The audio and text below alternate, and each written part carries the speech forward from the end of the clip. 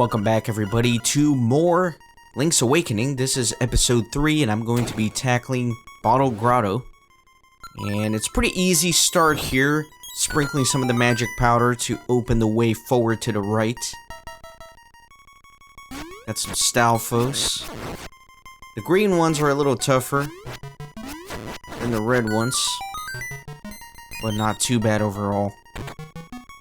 This dungeon's again pretty easy. This enemy here is called a mask mimic, but you will notice that it has a uncanny resemblance to Shy Guys from the Super Mario series. Already getting the compass here, things are moving pretty quickly. One thing about this game is that every time you pick up the map and compass, it tells you what they do. Again, really you should only need that once, the first time, but whatever. This is a shrouded Stalfos. Kind of looks a little bit more ominous, but really not so bad.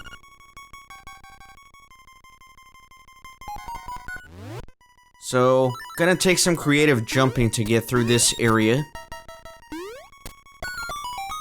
Just gotta pay close attention to what blocks are elevated and which ones are down. That way you don't jump to your certain death here by trying to go through a raised block. More masked mimics. They mirror your moves and you can never hit them front on, so you have to put your back to them and do a sword spin attack. Let me go around and up to grab that key.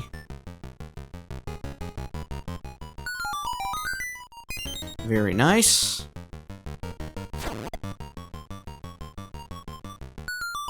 And now with a little bit of backtracking, I will be able to use this on this original room here and move on to the left. Blade traps, keys, unlit torches. It's got it all. It's got it all, ladies and gentlemen. Here is the stone beak, so now I can speak with the owl statues, which they do give you hints, which I don't necessarily need, but I do like to show off the owl statues and what they say.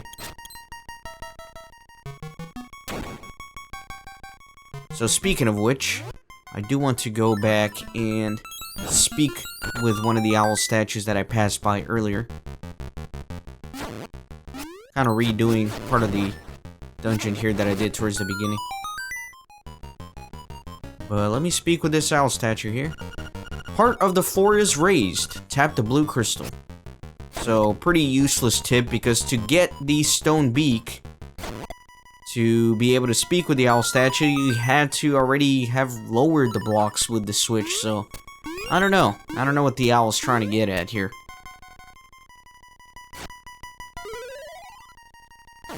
Blast these guys, move on forward. Some spinies over here. Spiny beetles. They're kind of fun to kill, honestly.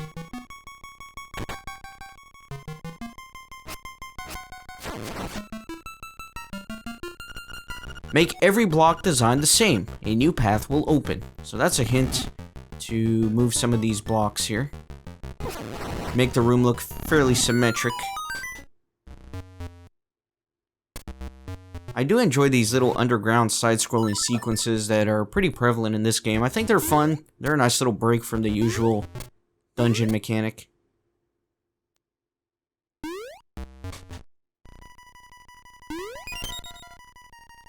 There's a one-way door here. Here's a mini-boss. This is the Hynox. He did make an appearance in the last Zelda game.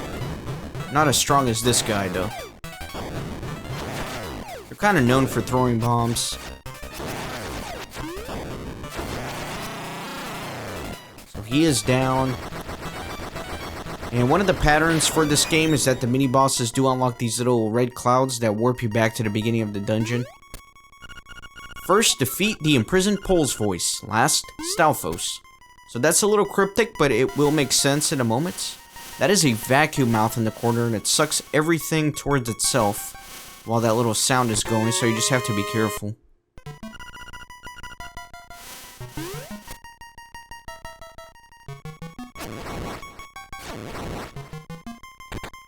I will be back to that chest, don't worry. These guys are called Boo Buddies. And I can ignore them, or if I light the the torch here, they become vulnerable, and I can get the dungeon item, the power bracelet, so you can pick up pots and stones and all sorts of goodies.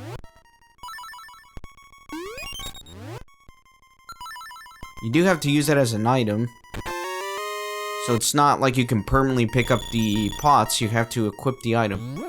But now that I can do that, I can actually access new areas of the dungeon.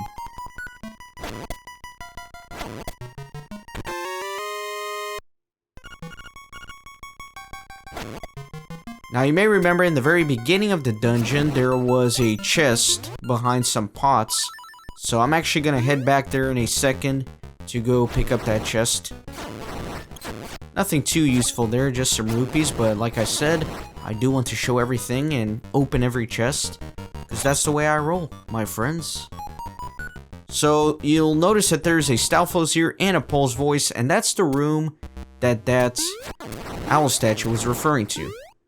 Here's a piranha plant, another classic Mario enemy.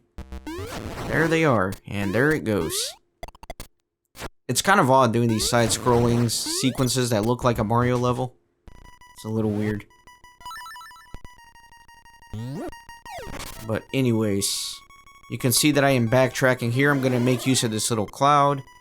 And now I can get this chest here. The very first room in the dungeon. Just some rupees like I mentioned. But it's helpful.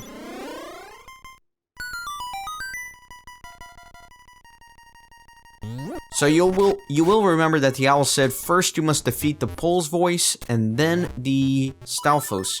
So actually in that room that I'm headed back to, I'm going to have to kill the enemies in that very specific order. Now I actually don't have any weapons that allow me to defeat the Pole's voice yet, so the only way I can defeat it is by throwing a pot at it. My sword is going to be useless.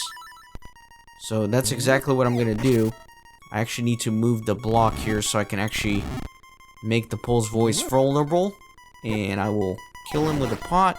And then I'll kill the Stalfos. If you don't defeat them in the right order, this little chest will not drop. So you must do it. And it is the Nightmare Key already.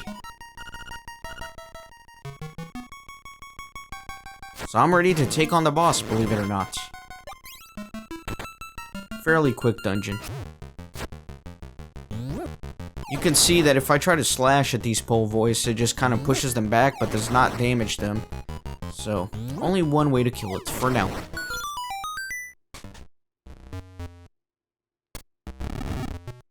So this one's a little bit of a gravity puzzle, because the next platform, you need to be carrying a pot, or else you won't be heavy enough to lower it. So there you go. And here we are ready to fight the Nightmare. This is going to be the Genie. Pretty cool boss. Ha ha ha, I'm your bad guy this time. Ha ha ha.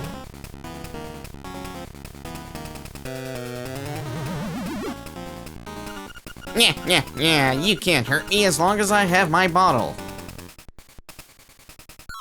So he kind of goofs around, he throws fires at you, you just have to kind of avoid him.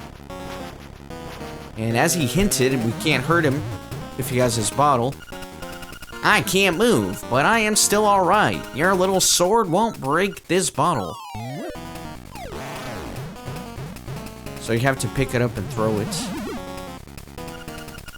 Yeah, you can't hurt me as long as I have my bottle. This fight is a little long. You basically have to repeat this pattern. Once he gets in the bottle and starts bouncing around, you have to basically stun it with your sword and then pick it up, throw it at the wall. Rinse and repeat. And he'll say the same thing every time too. Yeah, you can't hurt me as long as I have my bottle. What a wacky guy. Look at his eyes going all different directions. This guy is on something, my friends. So the bottle is broken. Why? You broke my bottle. Why? You make me hopping mad. So once he's out of the bottle, you can hit him with your sword and damage him. It's kind of like glitching out all over the place.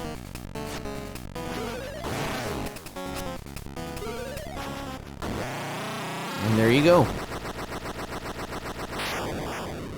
Another heart container, and heading left, we will get another instrument, the conch horn.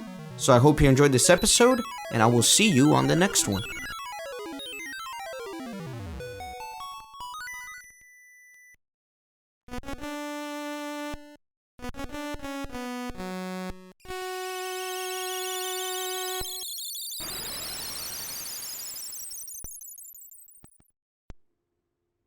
Prairie, prairie. The prairie is waiting.